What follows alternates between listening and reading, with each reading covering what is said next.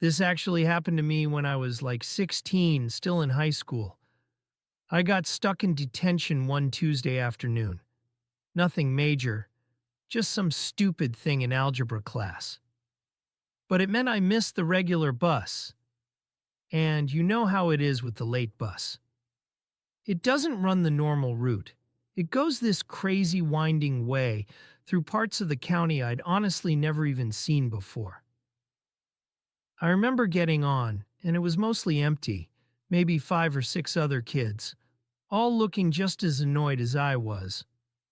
The driver, this older guy, never said a word, just stared straight ahead. We pulled out, and right away I knew it wasn't the usual path. We were heading out past the old industrial park, which was already way off course for my neighborhood. Then we started getting into these residential areas, but none of them looked familiar at all.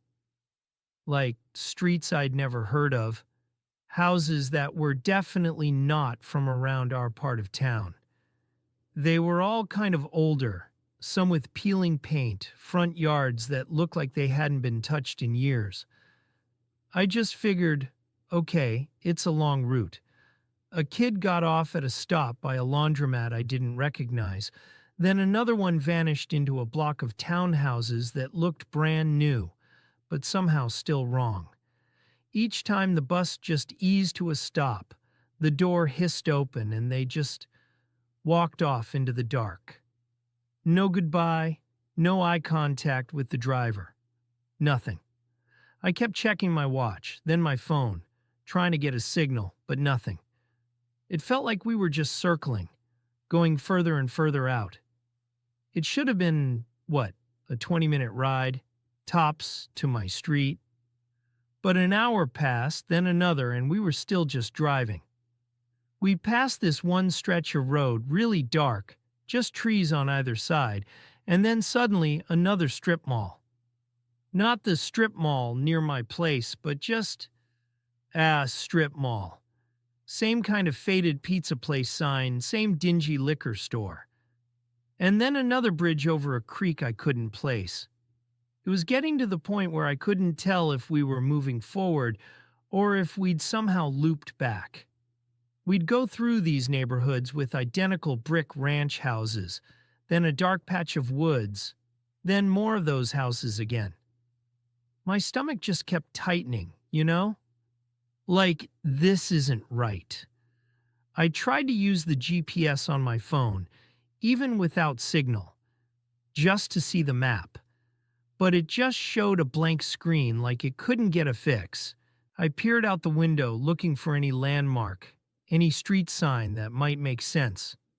Nothing. Just an endless parade of strange. I was so far from home, further than I could ever walk. I remember just kind of drifting off, my head against the cold window, but not really sleeping. Just in and out. Every time I'd snap awake, the bus would still be rumbling along, the same dull streetlights passing outside. And the feeling was always the same. We were still going, still not getting closer. The driver never once looked in the rearview mirror, never made a sound, just drove. And the other kids, the few that were left, they were just as quiet, staring out their own windows or down at their laps. It was this heavy, silent kind of wrongness that just settled in the air. Hours just kind of blurred together. I mean, it felt like hours. My palms were sweating on my jeans, and I just kept telling myself it had to end, that he had to be going somewhere. But the dread just kept building. This real cold fear that I wasn't actually going to get back. That I was just being taken further and further out, past anywhere I knew. Eventually there was only one other kid left besides me. This girl a few seats up. And then, at a stop by what looked like an abandoned mini-golf course, she just stood up, pulled the cord, and got off without a word. Just like the others. And then it was just me. Completely alone on that bus, in the middle of nowhere. I don't know how much longer it went on after that. It felt like forever, like I was living inside a nightmare that just wouldn't end. And then suddenly just black. And the next thing I know, I'm blinking under fluorescent lights in a hospital bed. Everything was stark white, and my head was pounding. I was so confused. My parents were there, looking just relieved, but also exhausted. They kept asking if I knew where I was, if I remembered anything. I kept asking about the bus, about how I got there, about what happened. But they just kept saying, later, just rest now. See, what I eventually found out, weeks later, after I was stable enough, after some of the other kids started waking up too, was that the late bus that night, it was in a really bad accident, a huge pileup on Route 9, out past those woods I kept seeing again and again.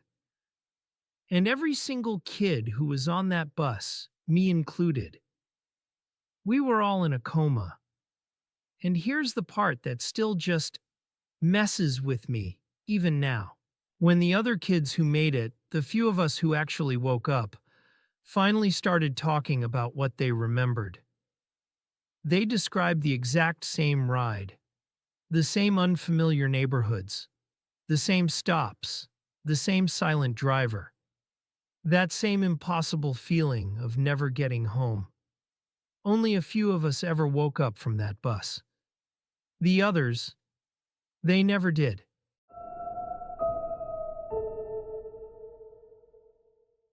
I was in a weird spot, just out of college, feeling a bit adrift.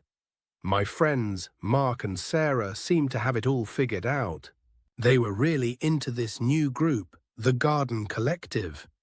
Said it was all about sustainable living, mindfulness, connecting with nature. They glowed when they talked about it. They practically begged me to come to one of their evening sessions. It sounded harmless enough. They met in an old community hall out past Miller's Pond, nothing fancy. First night, everyone was super welcoming. Elder James, the leader, was this calm older guy with kind eyes. They had these amazing communal meals, all vegetarian, fresh produce from their own garden. Best vegetables I'd ever tasted, honestly. Like they were supercharged. They talked a lot about returning to the earth and nourishing the community. Meditation, light chanting, shared work in the sprawling garden patch behind the hall. It felt good, like I belonged. I started going a few times a week. It filled a void. But then little things started to feel off. No one really talked about their lives outside the collective. Phones were discouraged, almost to the point of being forbidden during sessions. And the sessions started getting longer, deeper. The chanting got more intense. Elder James would speak about deep connection and becoming one with the cycle. And people, they just stopped showing up. Not like they left, but just weren't there anymore. When I asked Mark about our friend Lisa, who'd been there since the start, he just smiled this weird, serene smile and said, "Lisa has found her true path. She's returned to the earth." Sarah nodded, totally unconcerned. I felt a chill, but I pushed it away. They seemed so peaceful. Too peaceful, maybe. One night, during a really long, deep connection session, I was just too restless. I excused myself, said I needed some air. Instead of going outside, I found myself drawn to the back of the hall towards the garden. It was late, maybe 2 a.m. The air was cool, and there was this strange, rich smell from the compost bins, sweeter than usual. I hid behind an old shed and watched. Elder James and a few others were out there, near a new, freshly dug patch of earth. They weren't planting. They were lowering something, a large canvas-wrapped bundle. It looked like a person. The size, the shape. My blood ran cold. I saw them carefully cover it, patting down the earth almost reverently. Then they started talking about new nutrients for the garden, how this would ensure vibrant growth for the next harvest. My stomach lurched. Lisa, others, the true path, returning to the earth. It all clicked into place, grotesque and undeniable. The rich soil, the unnaturally vibrant produce, the constant talk of nourishment. They weren't growing vegetables, they were growing people. Or rather, they were using people to grow vegetables. I needed to get out. I backed away slowly, heart pounding. I just wanted to get to my car, drive away, and never look back. I crept around the side of the hall, trying to be silent, trying not to breathe. Then I saw them, Mark and Sarah, standing by my car, waiting. They both had that same serene, unsettling smile. Mark was holding a small basket. "Alex," he said, his voice soft, "we knew you'd come back. We picked some fresh greens for you, straight from the garden. You love them, remember?" My mind screamed, no. I wanted to run, to push them away. But as Sarah stepped forward, offering me a vibrant, crisp lettuce leaf, I felt this overwhelming, insatiable hunger rise up inside me. It wasn't my hunger, it was something deeper, older. My hand reached out, almost against my will. I took the leaf. It felt cool, alive. As I bit into it, the flavor exploded, more intense, more profound than anything I'd ever tasted. I saw my reflection in the car window then. My eyes, they looked different, brighter, more alive. And in that moment, I understood. I wasn't just eating the garden. I was the garden. And I finally understood why I could never leave.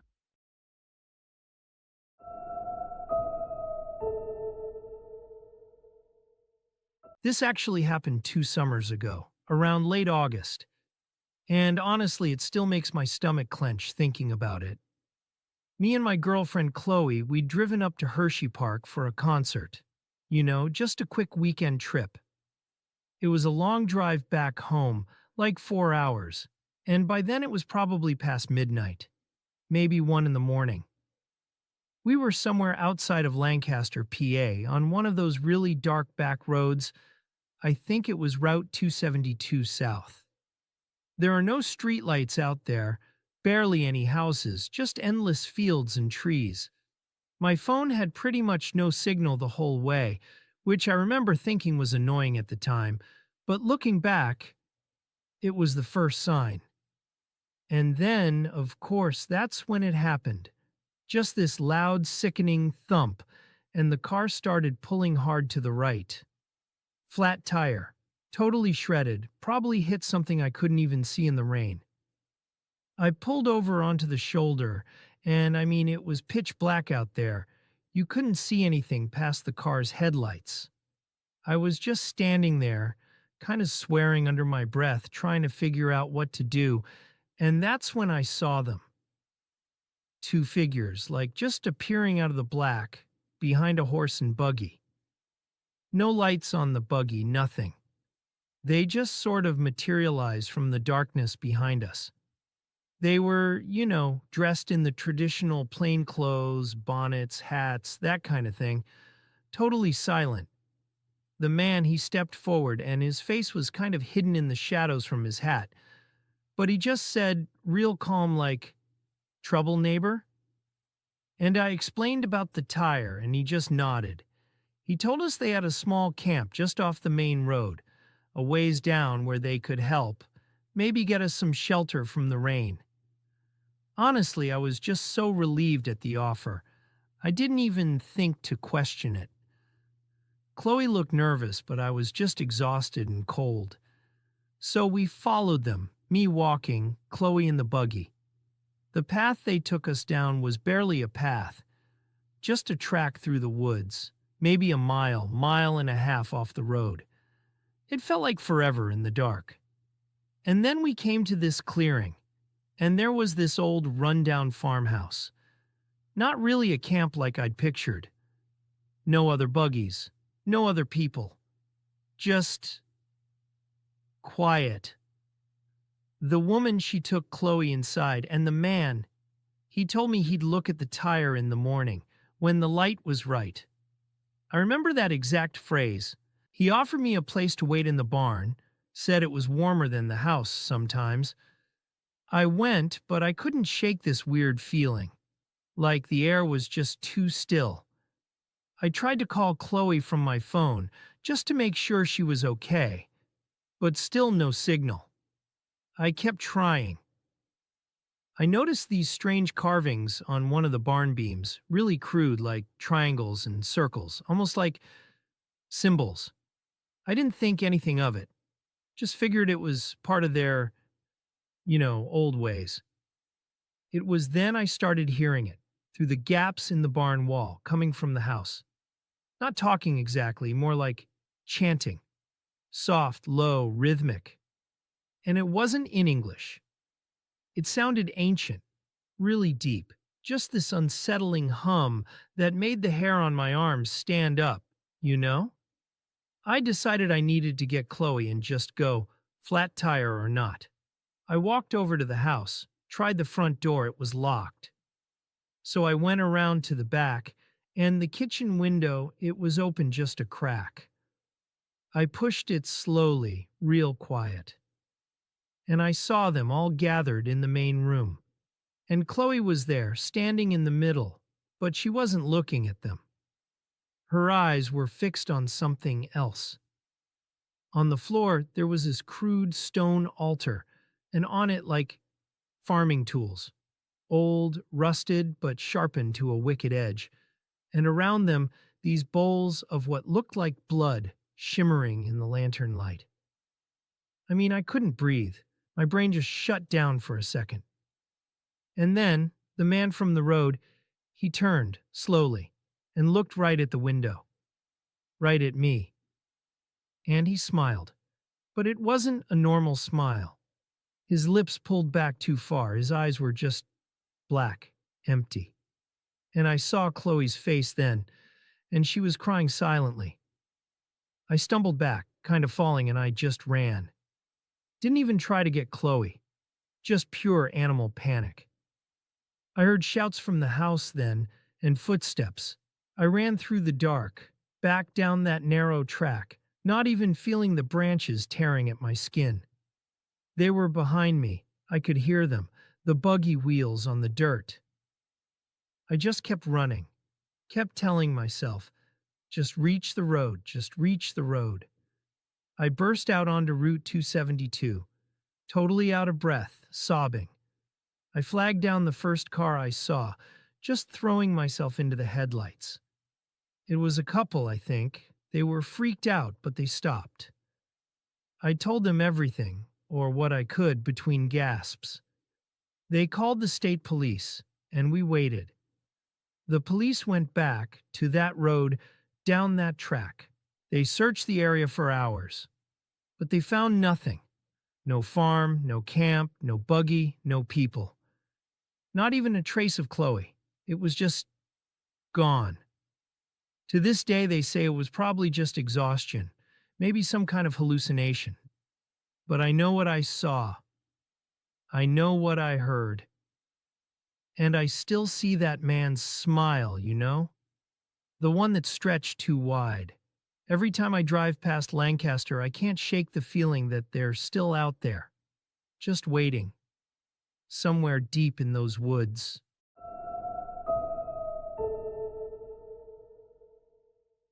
I never thought much about jobs, you know? Just wanted something stable after college. So when Viridian Analytics called me back for a data integrity specialist position, I was honestly thrilled. The office was sleek, all glass and polished concrete, right downtown. The pay was good, benefits solid. It felt like I'd finally landed on my feet. My job sounded simple enough. I'd sit at a desk, 3 monitors, and cross-reference news articles, social media feeds, forum discussions. My boss, a quiet woman named Eleanor, explained that I was looking for inconsistencies and information discrepancies, basically making sure the public narrative stayed coherent. sounded like fancy fact-checking. For the first few weeks, it was pretty normal. I'd flag a mismatched date here, a misquoted statistic there. But then I started noticing patterns. Not just typos, but things that seemed off. A local news story about a small protest in my neighborhood, for instance.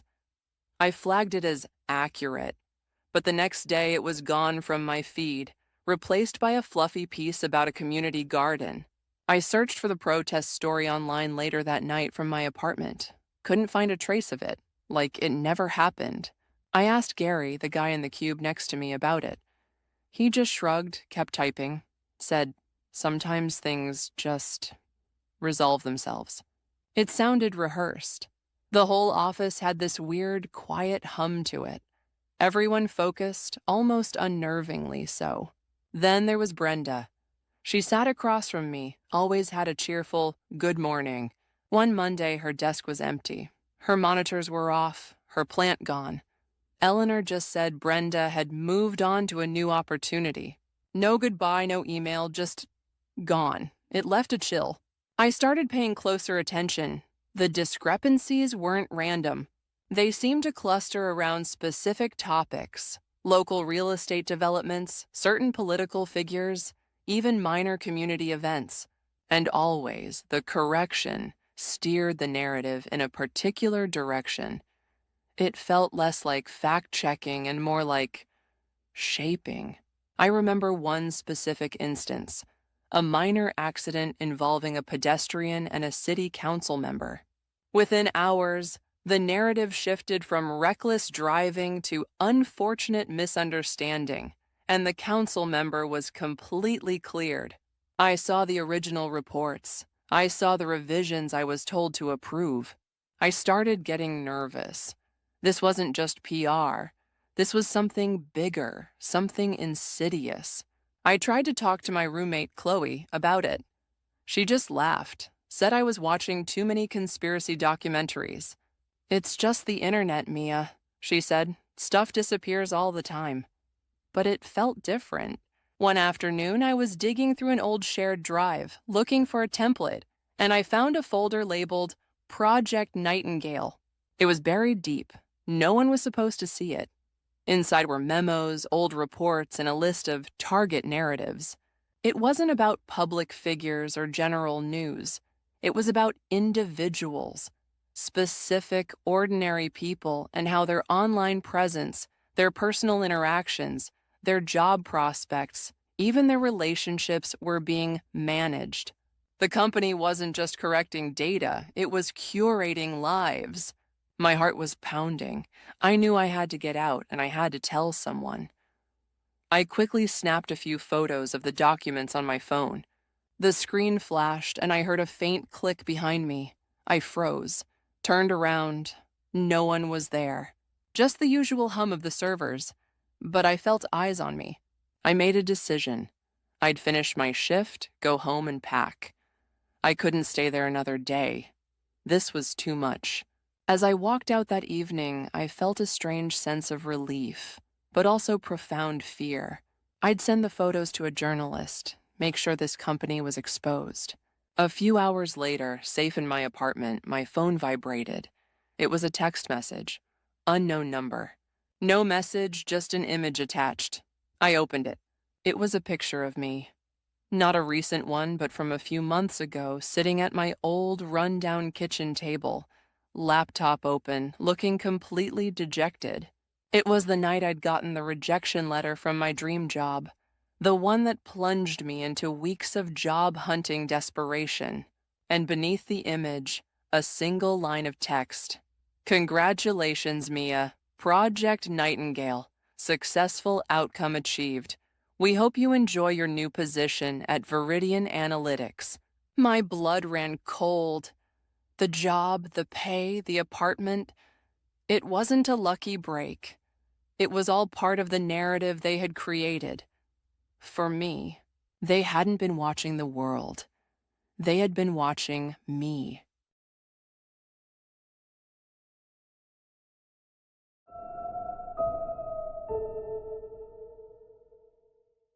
So, I moved into this ground floor apartment last year. It was actually a really good find, you know? Good price, quiet neighborhood, and I love that it had a small patch of grass right outside my bedroom window. Nothing huge, just a little strip of green. Perfect for someone like me. I do a lot of freelance graphic design, so my hours are pretty flexible, which usually means I'm up late, typing away on my laptop, with the room lights pretty low. One night, it was probably around 2 a.m. I was just taking a brief break, staring blankly at my laptop screen, letting my eyes unfocus. That's when my gaze drifted toward the window. It was pitch black outside, obviously, but I saw something, just a faint shadow at first, near the far fence line. Then I realized it was a figure, tall, very, very still. My first thought was maybe a neighbor taking a shortcut through the complex, or some drunk guy who'd wandered into the wrong yard after leaving the pub down the street. Happens, right? So I didn't think much of it. Just reached over, pulled the blinds down, and went back to work. A few nights later, same routine. Up late, working, and again my eyes just happened to glance out the window. He was there. The exact same tall figure. But this time he was definitely closer to my building. Not right up against it, but he'd moved from the fence. He was standing maybe 20 feet from my window. Just standing there, not moving, not doing anything at all. That's when this cold, sharp chill hit me. It wasn't a drunk. It wasn't a neighbor. Who just stands perfectly still in someone's backyard at 2 a.m. for no reason? I yanked the blind shut this time, a lot faster. I couldn't shake that feeling. The next morning I went online, bought one of those cheap wireless security cameras and hooked it up. Stuck it to the inside of my window frame, pointing out at the backyard. Figured if he showed up again, I'd get a motion alert on my phone. A few nights went by, nothing, no alerts. The camera just showed an empty yard. I started to tell myself maybe I was just tired, working too much, or it was just some weird trick of the low light playing on my mind. Then, about a week after I installed the camera, I was up late again trying to push those thoughts away. I was deliberately not looking at the window. I really tried to focus on my work, on the glowing screen. But then I heard it, a soft rhythmic scratching sound. Almost like someone was gently, slowly scraping something against the brick wall right outside my bedroom. It was very faint. And then it stopped. My heart just started pounding in my chest. I finally couldn't take it anymore. I slowly, carefully leaned forward and peeked through a tiny slit in the blinds. He wasn't by the fence anymore. He wasn't even 20 feet away. He was right outside my window, like maybe 3 feet away from the glass, and he was facing the wall of my building. His back was mostly to me, just standing there, still, again. He wasn't looking in, or at least not directly at me. He was just looking at the brick wall, right next to my window, but he was so close, so incredibly close, and silent. I froze. Every muscle in my body tensed up. My breath hitched in my throat. I grabbed my phone from my desk, fingers fumbling, and started dialing my friend Sarah. My voice was just a choked whisper when she picked up. Sarah kept saying, "Call the police, Alex. Now, what are you doing?" But I couldn't move. I couldn't tear my eyes away from him. This silent figure right outside my window. And then, as I watched, he slowly turned his head, so slowly. His head rotated, then his whole body followed. And he was looking directly at my window, right at the little slit in the blinds where I was hiding. He didn't move. There was no expression on his face that I could see. Just staring. A blank, empty stare that felt like it was looking right through me. That was it. The absolute end. I dropped the phone onto the floor with a clatter. My heart was thundering, just banging against my ribs. I stumbled backwards, away from the window, away from him. I grabbed my keys off the table, my hand shaking so badly I almost missed them. I didn't even bother grabbing my purse or my jacket. Just ran out the front door, down the hallway, into the parking lot, got into my car, and drove away. I called 911 from the road, my voice shaking so hard I could barely talk. The police showed up quickly. They checked my apartment, checked the backyard thoroughly. Found nothing. No footprints in the grass, no signs of forced entry. No one was there. They told me it was probably a transient. Or maybe I was just tired and saw things in the dark. They were nice about it, professional, but their tone was clear. They didn't really believe me. I stayed at Sarah's place for a few days. I just couldn't bring myself to go back to that apartment. Eventually, I broke my lease.